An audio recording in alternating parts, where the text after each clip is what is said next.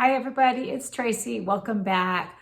Today I want to talk about what it was like when I decided to become a prepper and how I felt about it. And that's it. I just want to tell you my story because I know how it feels to become a prepper when before you were not a prepper. And honestly, it's quite overwhelming. So let's talk about it and let's make it happen even though it's overwhelming. So for me, when I decided I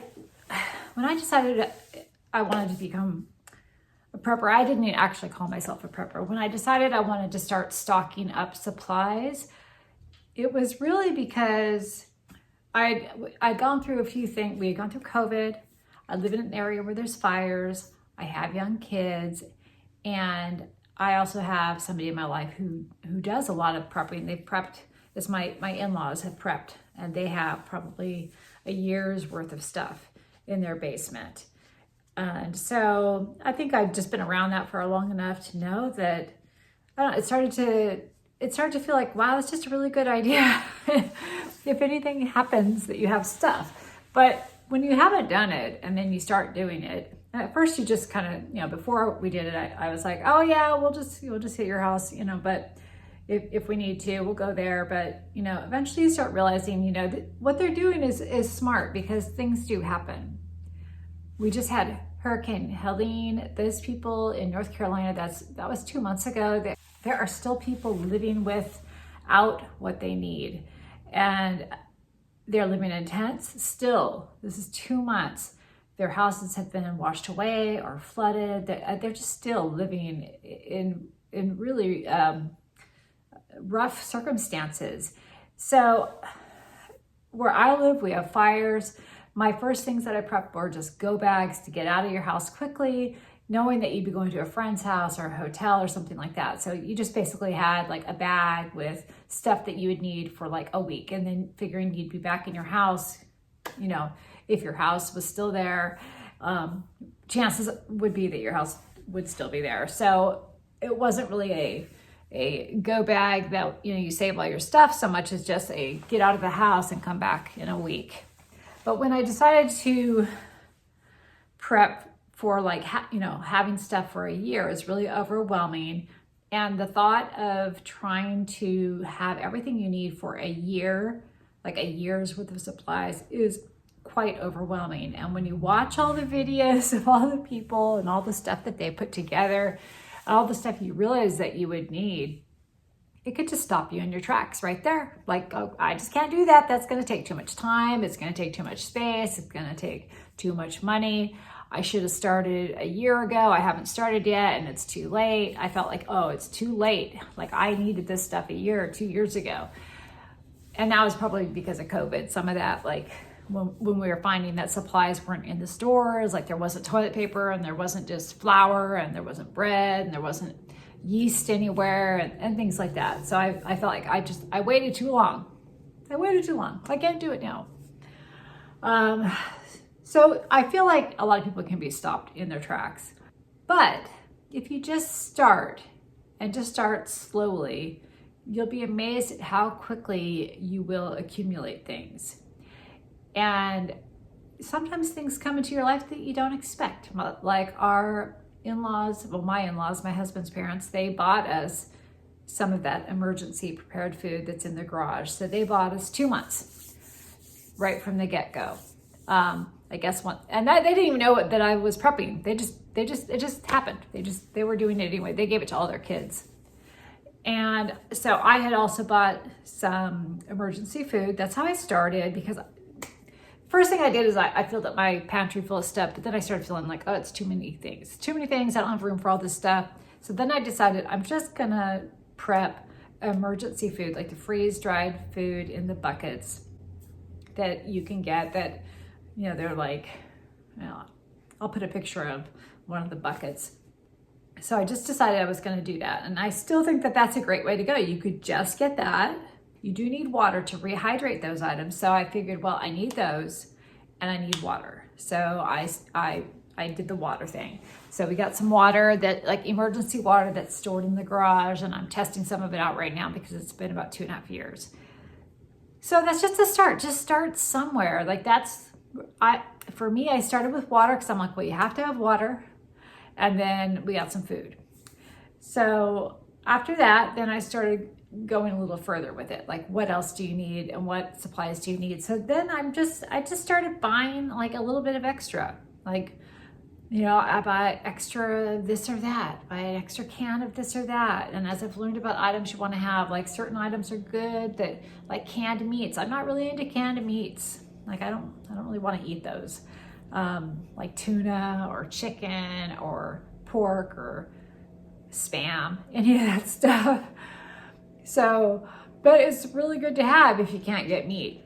And so I just started buying, like I go to Costco and I'm like, okay, I'm just gonna pick up a pack of 8 cans of something like that I wouldn't normally maybe eat, but something that would be easy to prepare if I needed it. And that just goes in my stores. Some of it is things I can cycle through. Some of it is things that I would only use in an emergency situation. And those canned foods last way longer than they say. If the cans are in good shape and they've been stored well, they can last, I think indefinitely is what I've heard. I mean, you have to look at them when you open them up, but if they've been stored really well, they can go way past the expiration date. So that's good to know as well. My suggestion is to just get started and just buy a few things at a time, and don't worry about how long it's going to take you to stock up, because things will stock up. You will have a supply, and the truth is no one knows how much you might actually need. But let's just say that you make sure that you always have a week's worth of food and a week's worth of toilet paper and a week's worth of medicines that you might need. Like just never let yourself run out. Let's just say you always have at least a week worth of stuff. Like you never want to be like, oh, I'm completely out of my medicine. Let's go get my medicine today. You want to make sure that you are getting that stuff before you need it. Even just that habit alone will get you through most emergency situations, whether they be a weather situation like Hurricane Helene or an economic thing. Being able to have enough stuff to get through a week is better than nothing. And once you get to that point where you have enough stuff for a week, then you think about getting enough stuff for 2 weeks, because 2 weeks is better than a week. And 2 weeks will really, even the CDC says that 2 weeks worth of stuff will get you through most disasters.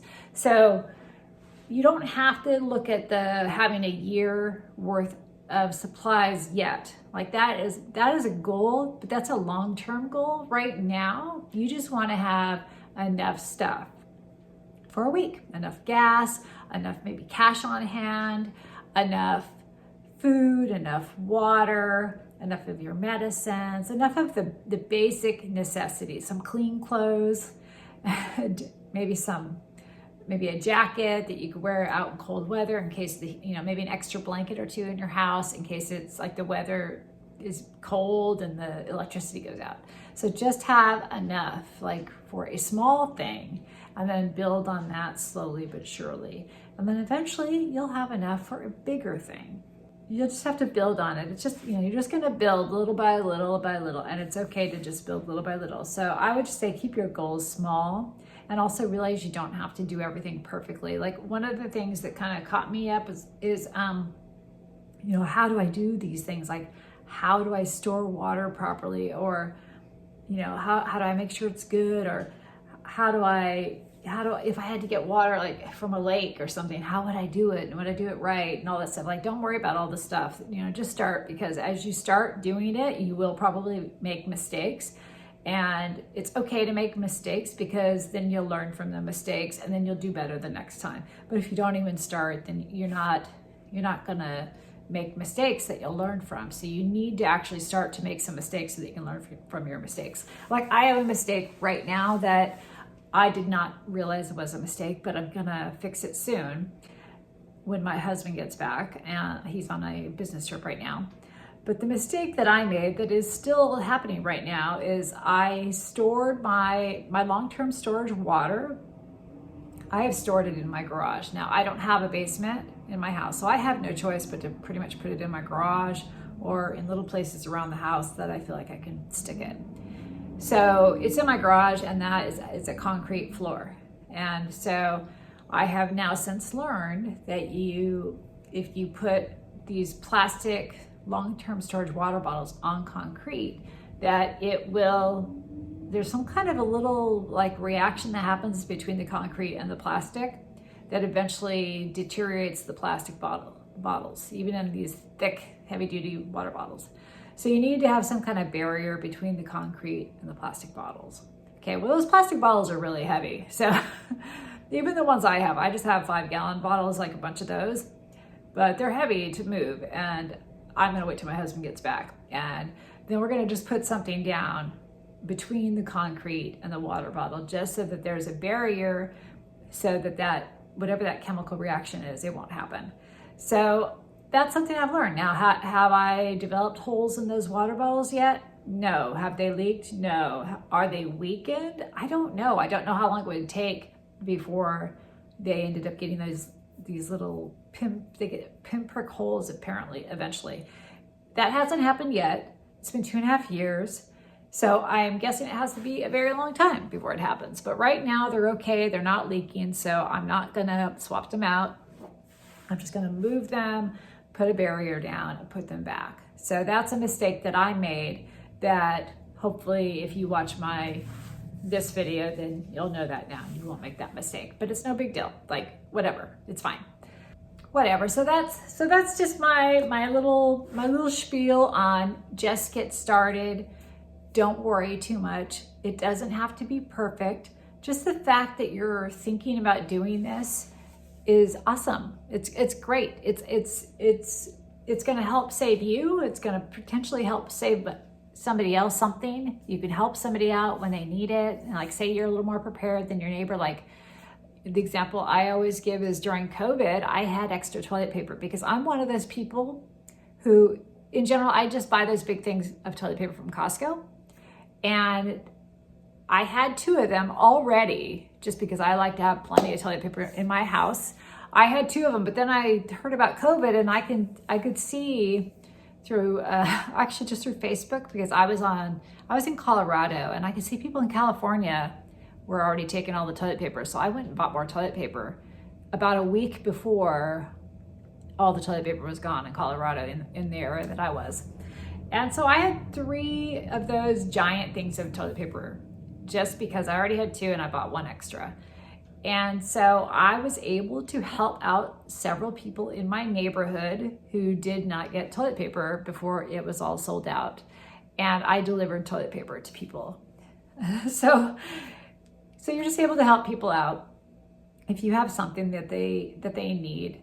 And you're able to help your own family out and make sure that you have enough for yourself, your family, and and hopefully the people that you care about. Anyway, that's my spiel on getting started with your prepping. It just doesn't have to be a big deal. Just go ahead and do it. Now, one of the first things you need to do is you need to prep water. So go check out this video right here where I show you how to prep water. And the only thing you need to remember that I didn't do in the video was put a barrier between the floor and your water. Like a towel or cardboard or some wood, whatever, it's fine. And if you mess up and you just put it on concrete, it'll be okay for a couple of years. Don't worry about it. You can fix that problem later. All right, go check it out. Thanks for joining me, you guys, and good luck with your prepping. All right, bye-bye.